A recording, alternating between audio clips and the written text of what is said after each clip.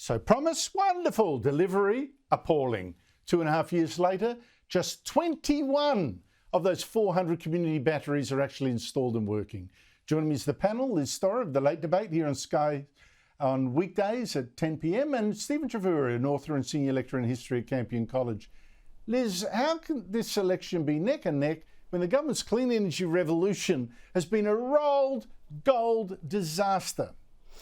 Well, I don't know that I agree with the premise of the question there, Andrew. I know that the polls are very encouraging and may lead some to believe that the election is neck and neck. But when you look at the electoral math, it simply isn't so, unfortunately. I mean, the coalition would need to flip 19 seats in order to make the Albanese government the first one-term government since 1931. I think if we see a small act of God at the election, we might see a minority coalition government, but my hopes aren't that high. So you speak about inflation being driven, of course, by the eye-watering expenditure of the Albanese government on this green dream. But at the same time, we know from Dutton's budget reply speech just last week that effectively government spending, which we know is the number one thing that drives inflation,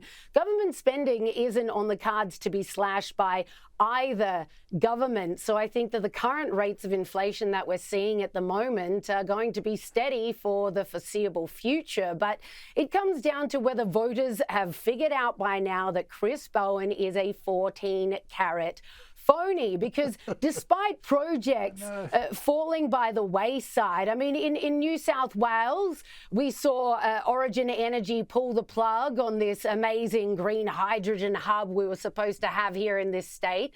In Queensland, Chris Foley's government has pulled $1 billion from the state's big hydrogen plans up there. The Northern Territory just last week pulled their renewables targets all together, and yet Chris Bowen just keeps gaslighting the nation like everything's fine, announcing just last week another $814 million for a hydrogen project in WA.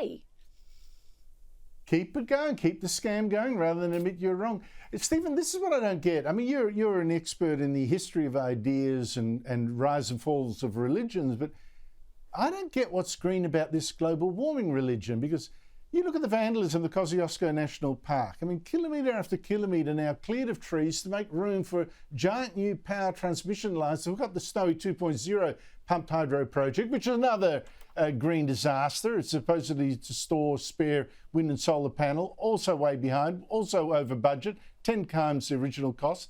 Stephen, if this was a forest being cleared for something capitalistic like a string of factories, there'd be a line of busloads of protesters lying in front of the bulldozers. How come this is going through? Well, as you say, I mean, the climate change, the climate catastrophe ideology has just bewitched a generation of people to the point where they're quite happy to kill the planet to save the climate. It's a form of incredible cognitive dissonance. But there's another thing that's going on, and that is that there are some places around the world, for example, some Scandinavian countries, that are actually cottoning on. You're not finding this in the media, but what they're seeing is the horrible damage being done by, say, wind turbines. And they're actually, there are very strong pro-nuclear movements emerging, and some of these countries are going more towards nuclear.